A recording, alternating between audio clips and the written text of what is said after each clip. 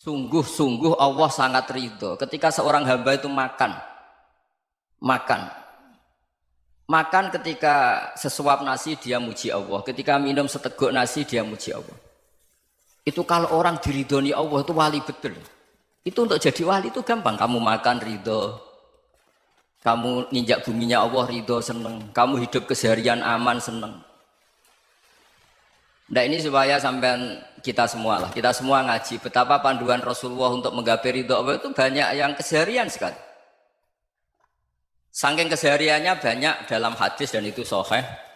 Nabi menyebut hal-hal yang keseharian. Hatta matas alu fi fimroatika. Kamu punya uang kemudian istri kamu bisa makan itu ibadah.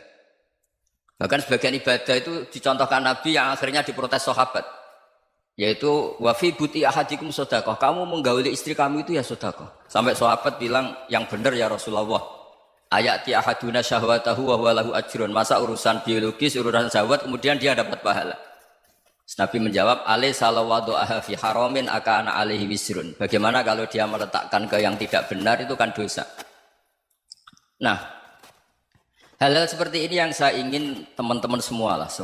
Saya juga agak ingin ngaji demi Anda juga agak ingin. Itu dosa sekali ngaji kok pesanan kelompok tertentu itu enggak boleh.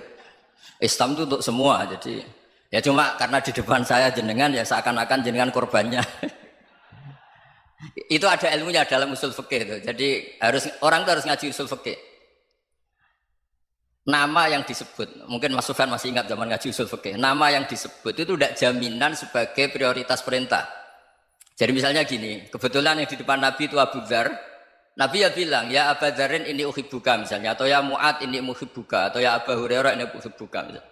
Banyaklah riwayat yang Nabi nyebut ya Aba Dzarin, ya Mu'ad, ya Aba Hurairah. Kemudian misalnya Nabi meneruskan khitab, ini uhibbuka, saya mencintai kamu, fakul dubur sholatin, atau sebagian riwayat disebut falatadaan nadubura kulli sholatin, Allahumma inni ala dzikrika wa syukrika wa husni ibadatik. Saya mencintai kamu, siapa saja. Mu'ad bisa, Abu Dzar bisa siapa? Saya mencintai kamu, mohon kalau habis sholat kamu jangan lupa wiridan Allahumma a'inni ala dzikrika wa syukrika wa husni ibadatik. Ya Allah, tolong kami permudah supaya mudah ingat engkau. Anda tidak bisa mentang-mentang, wong nama saya Parmin, nama saya Purnomo, itu yang diperintahkan Mu'ad. Jadi yang disebut satu, tapi khitab itu untuk siapa saja. Saya teruskan. Jadi saya mohon semua kita melakukan kebaikan itu kalau dalam kaidah fikih disebut al yakin la yuzalu bisyak. Banyak kebaikan yang kebenarannya itu 100%. Tidak punya efek samping ke pihak lain, ke kelompok lain, ke komunitas lain. Itu tadi misalnya Anda makan dan itu murah sekali, hanya butuh satu piring. Setiap punyaan kamu muji Allah, setiap minum kamu muji Allah. Itu redaksinya Rasulullah SAW disebut Allah sangat ridho ketika seorang hamba makan, kemudian dia memuji Allah. Atau minum, kemudian dia muji Allah. Logikanya gampang, negara seperti ini yang kamu harapkan bentuknya kayak apa, mertua, ipar, komunitas, tetangga. Itu nyata terjadi, itu kan belum pasti. Sementara yang mesti terjadi adalah kamu butuh makan, kalau tidak mati. Butuh minum, kalau tidak mati. Butuh bumi yang nyaman ditempati, kalau tidak kita juga mati. Sebab itu Allah kalau menyebut nikmatnya itu hal-hal yang keseharian. Alladzi at'amahum min ju'. Allah itu siapa? Allah itu yang menciptakan kamu bisa makan. Tidak berlebihan. Allah itu yang menciptakan kondisi sosial itu ideal. Zaman Nabi itu ya ada orang munafik. Orang-orang pilihan Allah itu juga diuji orang sekelilingnya yang macam-macam. Semua diuji sesuai konteks zaman dan waktu. Nah, tapi ada ibadah-ibadah yang selalu disarankan Nabi. Sampai Nabi itu pernah ditanya, ayul islami khairun ya Rasulullah, Islam terbaik itu gimana? Jawaban Nabi itu unik. It'amut to'am. Islam terbaik itu ya makan-makan, jangan santai-santai. Ketika Allah menyebut beberapa kebaikan, falak tahamal aqobah wa ma adrokan apa? Mal aqobah. Terusannya apa? Fakku raqobah. Terusannya apa? Au it'amun fi yaumin di masubaya, atau acara makan-makan itu juga Islam. Kenapa? Ya bayangkan kalau tidak ada makanan, kita mati kan? Kondisi sosial tidak ideal itu Anda masih gak apa-apa. Tapi kalau Anda tidak makan, Anda tidak minum, Kamu punya istri cerewet masih bisa hidup, punya mertua cerewet masih bisa hidup. Tapi kalau tidak makan bisa mati. Berarti penting mana istri sama makan? Penting mana? Makan. Semoga istri Anda dengar. Nanti kamu disuruh makan tapi pulang deh. Itu kalau dibahasakan makan masih memahami. Penting mana nasi satu piring dengan istri. Nggak ada nasi mati, nggak ada istri belum mati. Penting mana? Gak berani jawab kan? Nah, ternyata Anda ada garang kan di depan istri. Jadi saya mohonlah, mungkin Mas Sufyan Sauri tadi yang bisa bantu lah. Teman-teman tuh ngaji yang keseharian saja. Karena kita nyari ridho Allah itu berdasar firman Allah. Dan firman Allah itu menyebut keseharian tuh riang, gampang. Yaitu tadi misalnya wa min ayatihi manamukum billaili wan nahar. Termasuk ayat-ayat Allah itu kamu tidur. Maka dulu itu ada guyonan, ada tokoh Mu'tazilah, kelompok dalam Islam yang berpikir manusia itu bisa menentukan ikhtiarnya sendiri. Karena saya bisa duduk, ingin berdiri, berdiri. Karena kelompok ini nggak terima kalau semua kehendak Allah, nanti bagaimana kalau semua kehendak Allah kok ada hisab ya, ada sanksi. Lucunya itu, dia akhirnya, ini cerita ya, mencintai seorang perempuan, cantik sekali. Dan itu dia menjadi ahli sunnah itu oleh hal-hal yang sepele. Karena istrinya cantik, ya namanya suami istri itu hubungan intim. Terus ditanya, Mas, masih ingin lagi? Masih. Silahkan diulang lagi. Wah ya tidak bisa. Katanya manusia bisa menentukan yang diinginkan. Itu tobat itu. Itu nggak bisa ditobatkan Mas Sufyan Ats-Tsauri. Orang cantik yang mudah nobatkan orang itu orang cantik. Segampang itu. Akhirnya kita tahu, makanya kalau dalam kitab Hikam itu disebut al-aqil mayyakul madza yaf'alu wa hubi wal ghafil mayyakul madza af'al. Orang yang punya akal karena sadar ini wilayah Allah, semua milik Tuhan. Itu dia tiap hari berpikir, besok Allah akan melakukan apa terhadap dunia ini. Kamu merencanakan suatu mau plesir, ternyata gempa. Mau wisata ke Rusia, ternyata perang. Kamu tidak pernah tahu apa yang akan terjadi besok. Wa ma tadri nafsum madza taksibu ghadan. Tapi anda semua kita ini sering punya jadwal permanen. Makanya saya kalau diundang siapa saja, sana takdir. Yang jelas Gus ini acara penting. Ya masih acara penting nak pangeran ngersakno piye? Kok ape dadi pangeran? Kamu kok mau jadi Tuhan? Itu kadang ya kiai. Penting Gus acara ini jenengan harus memastikan bisa. Loh kamu itu yang ngajarin tauhid, sesuatu itu biadillah kok bilang-bilang apa pasti. Kalau maksa terus tak tobatkan dong kamu kata saya. Ya kalau gitu Gus bilang insya Allah. Wah itu hati saya, fisik saya, roh saya sudah bilang insya Allah. Tidak usah kamu latih kata saya. Nah hal-hal tauhid keseharian itu gampang sebetulnya. Wal ghafil yaqulu madza af'al. Tapi orang yang lupa Allah dia setiap hari bilang besok apa? Kita bisa melakukan apa? Seakan-akan dia itu aktor, dia penting, dia subjek permanen dia. Padahal kita ini hanya objek kehendak Allah Subhanahu wa taala. Karena kita yakin sesuatu yang terjadi di alam raya ini kita tidak bisa apa-apa. Makanya saya sering ngaji, sering bilang saya, ketika Anda mensifati Allah, Dia yang menghidupkan. Sudah itu tanamkan sehingga ketika kita mati santai saja. Kenapa santai? Allah punya cara menghidupkan kita. Zaman kita hidup juga gak tahu caranya ngelola jantung, ngelola paru-paru. Kamu juga gak tahu ngelola oksigen yang tidak beracun, tidak mengandung polusi. Tahu-tahu hidup. Gak ingin tua ya tahu-tahu tua, gak ingin mati tahu-tahu mati. Selama ini kita hidup juga agak tahu apa sebetulnya. Hanya gaya tok, punya jadwal, punya planning. Kalau kamu bisa menentukan pilihan Anda, pasti Anda istrinya cantik, 4 neriman semua, qanaah semua. Nyatanya enggak kan? Ada 1 jelek, cerewet. Wah itu kan, nyatanya enggak bisa apa-apa Anda kan? Dan kamu bawa mati lagi. Itu kan istri Anda juga gitu, punya keinginan punya suami yang ganteng, yang jabat, yang riman, yang enggak poligami. Ya enggak kesampaian juga. Kalau kita ngitung tingkat kegagalan kita itu gagal terus. Ya kan?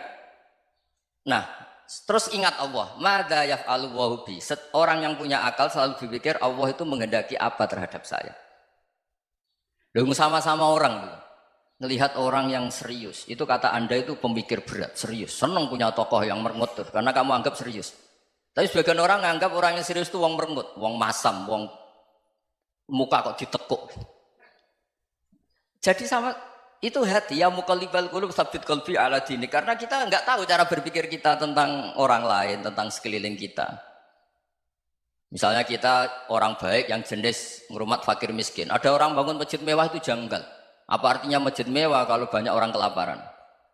Tapi kalau yang jenis pendidikan apa artinya masjid mewah kalau tidak bisa ngaji? Nanti yang jenis infrastruktur apa artinya ini kalau semuanya punya sudut pandang yang berbeda-beda. Dan Islam mengapresiasi semua kebaikan. Tapi katakan semua kebaikan itu adalah kehendak Allah Subhanahu wa taala. Karena apapun baik Anda itu pakai fasilitas yang diberikan oleh Allah Subhanahu wa taala. Sehingga ini yang disebut kulillah sumadarhum fi khawdihim yal'abun. Ya kembali tadi ke tema-tema bahwa keseharian Anda ini sudah Islami. Saat Anda tidak bisa melakukan apa saja. Saya sering ada jenazah, biasanya kalau tetangga meninggal saya sering disuruh ngelepas. Saya bilang orang ini baik karena sering ngelamun di rumah, sering nganggur di rumah. Ditanya sama anaknya, kenapa Gus nganggur baik? Ya kalau dia nganggur artinya juga agak berbuat sesuatu yang maksiat kan? Ya kan? Orang nganggur di rumahnya ya tidak bunuh orang, tidak maling, tidak korupsi, ya namanya nganggur di rumah. Lah cuma istri cara pandang nganggur gak menghasilkan uang gitu. Tapi juga gak menghasilkan kriminal kan? Jadi sebenarnya Islam itu makanya kalau sampai ngaji usul fikih itu ada kitab usul fikih namanya Lubul Usul, itu terkenal sekali di pesantren itu. Itu kalau ngapresiasi keseharian itu luar biasa. Izma min mubahin illa wa yatahaqqaqu bihi tarku haramimma. Karena keseharian yang mubah saat Anda lakukan itu ada kehebatan yang luar biasa, yaitu meninggalkan haram. Makanya dulu banyak orang-orang alim ketemu temannya itu guyon sampai semalaman. Itu biasanya yang semangat Islam itu kiai kok tidak tahajud, kiai kok tidak witir. Orang yang sedang mapan uangnya banyak, malam itu tidak kelayaban itu sudah luar biasa. Melawan nafsu supaya tidak maksiat itu sudah luar biasa. Supaya lupa guyon sama temannya semalaman sampai subuh. Gejlok-gejlokan mengenang zaman miskin, zaman kuliah nggak jelas, zaman apa. Melihatnya jangan takut tahajud. Seperti ini meninggalkan tahajud, tapi meninggalnya ini talkul muharramat. Jadi kayak apa hebatnya? Sehingga Imam Ghazali punya riwayat yang agak unik. Hatta takuna ibadatu akhiri hadil ummah iku an-naum. Sehingga suatu saat ibadah terbaik umat ini itu tidur. Itu kan riwayat kontroversi. Ketika Imam Ghazali ditanya, kenapa iya? Kenapa kamu mulai keluar dari rumah itu sudah banyak maksiat? Melihat perempuan yang enggak mahram, melihat fenomena. Tapi kalau kamu tidur itu enggak melihat apa-apa. Tapi juga kamu jangan menganggap tidur itu ibadah betul. Saatnya melakukan fardu ain malah masih tidur. Tapi itu sudut pandang yang menjadikan kita Islam itu gampang. Jadi saat Anda tidak bisa aktivitas apa-apa, misalnya ada beberapa orang yang lumpuh. Lumpuh itu memang nggak bisa Jumatan, nggak bisa ibadah, tapi dia juga nggak bisa maksiat. Tidur itu memang Anda saat itu tidak bisa tahajud, tidak bisa witir, tapi saat itu ada zina, ada maling, tidak gosipkan orang, tidak bully orang, tidak menanamkan kebencian, tidak hasud. Sehingga tidur menurut Allah Ta'ala wa min ayatihi manamukum billaili apa? Wan-nahar. Karena di tidur itu selain ada unsur istirahat, jaga kestamina, juga ada unsur meninggalkan beberapa keburukan. Nah saya mohon ibadah yang keseharian ini kita jaga. Supaya kita semua baca ayat itu fasih. Fasih itu tertanam di hati. Allah itu siapa? Alladzi at'amahum min ju'i wa amanahum min khauf. Dan Allah kalau cerita di Quran itu anna subabnal ma'a subba thumma syaqaqnal ardhan wa syaqqa fa ambatna fiha habba wa inaba wa qadba wa zaituna wa nakhla wa hadaika hulba. Kamu tahu saya ini siapa kata Allah? Saya ini adalah Tuhan yang menurunkan air. Kemudian ada tanaman banyak. Habba wa inaba wa qadba, ada zaitun, ada tin, kalau orang Jawa mungkin ada tela, ada padi, ada mangga, ada pisang. Sudah. Wa inaba wa zaituna wa nakhla wa hadaika hulba. Ada perkebunan yang lebat. Tujuannya apa? Mata Allahkum, silahkan kamu pakai, kamu nikmati. Tapi karena kadang kita ini punya ide-ide besar. Tadi untuk syukur saja nunggu punya istri riman, rumah baik, tetangga baik, komunitas baik, semuanya baik baru syukur. Lama-lama nanti ada di surga, syukurnya nunggu surga paling kelas A. Itu sudah ada yang menghuni Rasulullah, kamu nggak boleh di situ. Masa untuk syukur saja? Repotnya Masya Allah.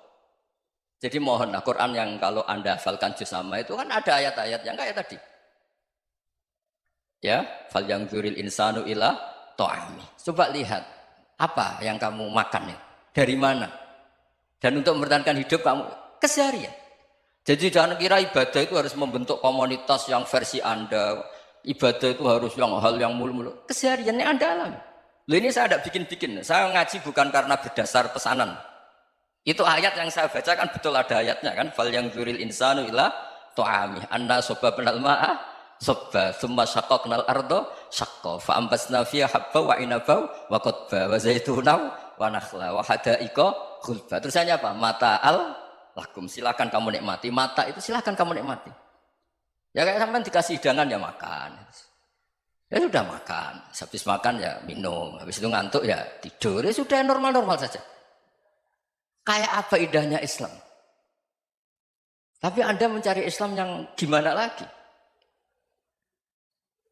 Nah itu yang diajarkan guru-guru kita, diajarkan sanad kita sampai Wali Songo, sampai Rasulullah SAW. Bahwa pada akhirnya ada jihad, ada perang. Itu dulu memang perang, bukan membunuh. Beda. Dulu kita dijajah Belanda ya perang. Dan itu normal karena kita dijajah. Jadi ketika orang lain ingin baik sama kita, wa in ahadum minal musyrikin astajaroka ya fajirhu hatta yasma'a kalam Allah. Kalau mereka ingin baik ya kita baik.